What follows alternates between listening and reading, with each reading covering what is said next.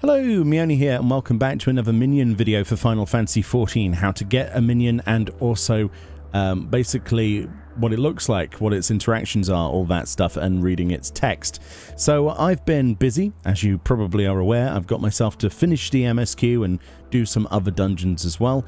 Spoilers from here on out, you have been warned via the thumbnail and the title, but then it comes to reason then that you'll be interested to see where this is from.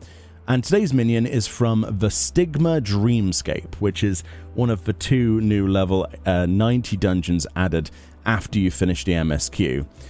You actually get these both from picking up quests starting in Old Charlian that take you to obviously different parts of the world, one of which to Ultima Thule, in our case for the Stigma Dreamscape.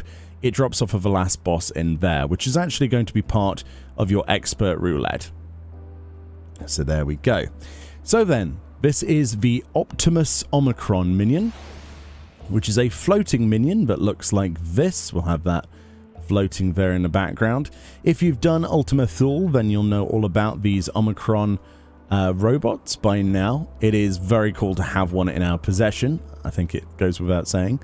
So the text says, summon your Optimus Omicron minion, minimum proportions, maximum performance. As part of an initiative to downsize themselves, the Omicrons created this miniaturized, full-featured unit as a test prototype. Alas, the Siege Matrix Stigma 4 ceased to function shortly thereafter, and it never reached the mass production stage.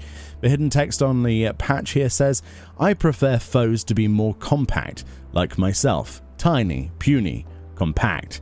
A quote there of the 269th Order Mendicant Daza.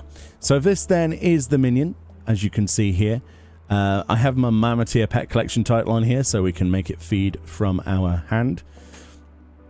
A pet emote does nothing, and the poke then triggers its normal idle animation that it would happen, which is to basically react negatively and to do a ballerina sort of spin attack, which is quite cool. Yeah, I quite like this one, actually. It's maybe not my favorite of the new minions. Let's summon that so we can have a quick look at it in the old group pose, the G-pose menu for a second. Let's get rid of my character. No one wants to see that. And turn off horrible depth of field. Let's have a nice zoom in look. So this is the minion. But yeah, it's modeled pretty much identical to the models for the monsters within Ultima Thule in that particular Omega related area. I honestly loved that area. It was just genius. It blew my mind, quite honestly, Ultima Thule, and especially this part. See the actual dreamscape as well, with the dragons fighting against the robots. Very, very cool in the dragon star. Very, very cool indeed. I do like their knife feet here as they're floating around.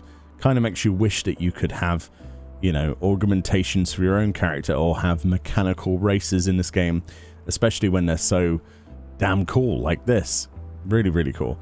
But yes, so let's also have a look in G-pose with that reaction from the poke emote, as we normally do.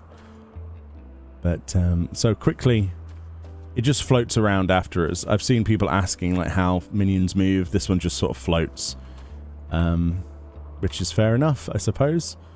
Get rid of my character again. Bish bash bosh. And there's that spin attack sort of pose from poking it, which it should do naturally as it's walking around, but that's how you would trigger that with a pet collection title and the poke.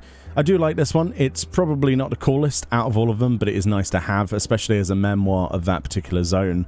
Hopefully they continue with more stuff to do with Ultima Thule, because honestly the expansion could do a lot with that idea of pretty much everything and everywhere of all different worlds and things. Very cool concept. Anyway, let me know what you think about this, if you have got this minion yet, if it has yet to drop, or if you've done what I've done, just purchased it off a market board from someone more lucky than us. But yes, at least it's obtainable by via the Trust runs of a dungeon as well as with players. So if you have bad luck rolling against people, at least you can do it with trust. Much love. Enjoy the rest of Endwalker. Stay tuned for more videos from this wonderful expansion, and I'll see you all next time. Bye-bye.